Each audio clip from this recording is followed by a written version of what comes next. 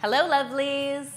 So as you know, all month long, I have been sharing quick and easy summer-inspired dinner ideas that really celebrate all of the amazing flavors the season has to offer. And I have to tell you guys, I think I've saved the best for last. Today we are making an absolutely incredible shrimp boil that is loaded with delicious summer ingredients like fresh corn on the cob and yummy shrimp, but is so simple to prepare, you won't even believe it.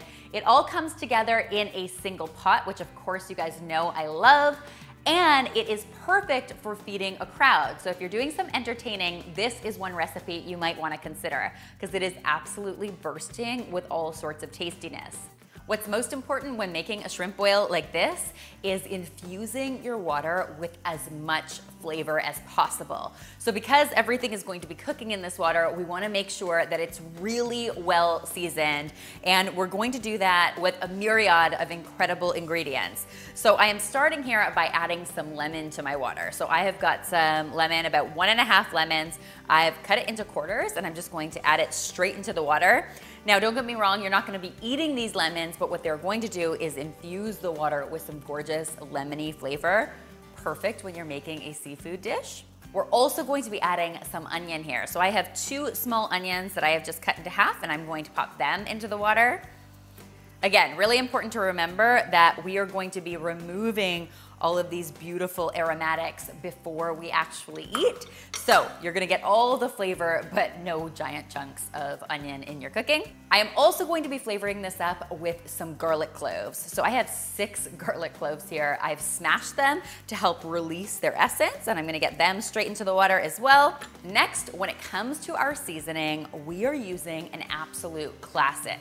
So this is known as Old Bay seafood seasoning. You've probably seen it in the spice aisle at your supermarket. There's nothing quite like it when it comes to seafood. It's so super flavorful and just really one of a kind. So I'm gonna be adding a whole lot into my water. Now, because this is going to be seasoning the water, not the food itself, we need to add extra seasoning to make sure we really get a ton of good flavor into our food. I'm using about 1/4 cup of Old Bay seasoning. I'm gonna get that right into my water. And then the last step is just going to be adding some salt to this. I've got about 1 teaspoon of salt headed in here, and I'm just gonna stir all of this together.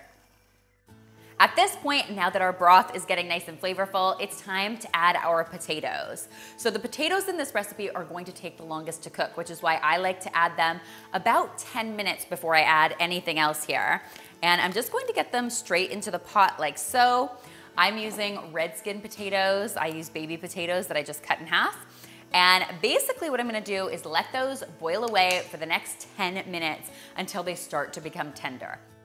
Things are looking and smelling amazing. Our potatoes have gotten nice and tender in that water. And of course, the kitchen just smells unbelievable. That means it is time to add our next 2 ingredients. So first, I am adding some corn here. I am using some corn on the cob. I've just cut it into quarters, and I'm going to get it right into the pot. We wanna make sure that our corn gets nice and bright yellow and tender. Of course, this time of year, guys, there is nothing like corn on the cob. It basically just tastes like summer, and it's so flavorful.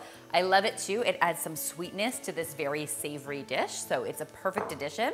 The other ingredient I'll be adding at this point is some smoked sausage. So this is pork sausage. You could use turkey, chicken, or even beef sausage here if you have a preference. It's totally up to you. But I love the sausage in this recipe because it adds a really nice smokiness and savoriness to this dish. Look at me just splashing all over the place. And trust me, when you get that smoky sausage with that nice sweet corn and of course those beautiful shrimp, you are going to be in for a treat. And I'm just going to let this cook away for another 5 minutes or so. I wanna make sure that that sausage has had a chance to really heat through and that that corn has turned nice and bright yellow and is super tender. At this point, just before we add our main ingredient, which of course is our shrimp, I wanna go in here with some tongs and pull out all of those other ingredients that I use just for flavor. So that onion, those lemons, and those garlic cloves can all come out and be transferred to a bowl. They have done their work. Once you've got all of that removed from the pot, it is time to get our shrimp in.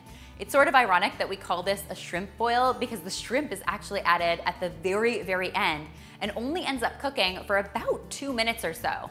That's actually what I love about shrimp so much, is that it cooks so super fast, especially in hot water like this. You know that shrimp is ready when it turns nice and bright pink and opaque, and that means it's time to get all of this yumminess out of the pot. To do that, I'm going to be using a slotted spoon, and I'm just going to be transferring it straight to a nice big serving platter.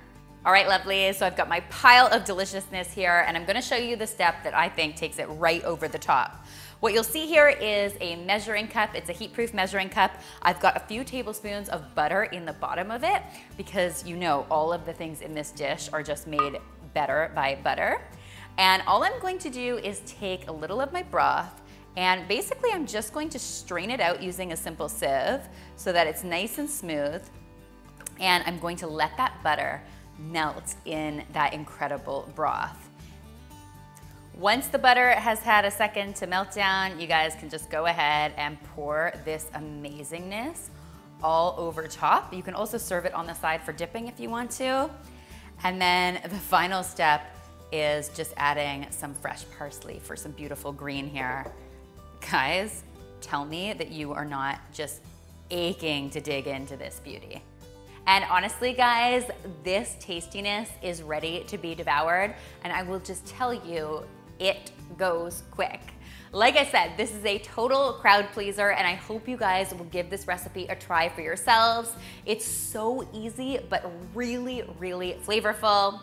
Of course, if you do try it, please be sure to tweet me, Instagram me, or Facebook me a pic, because you know how much I love seeing your kitchen creations. Remember, the full recipe is linked in the description box below, so you can find it there. And finally, if you haven't already, be sure to subscribe, because there is lots more deliciousness where this came from.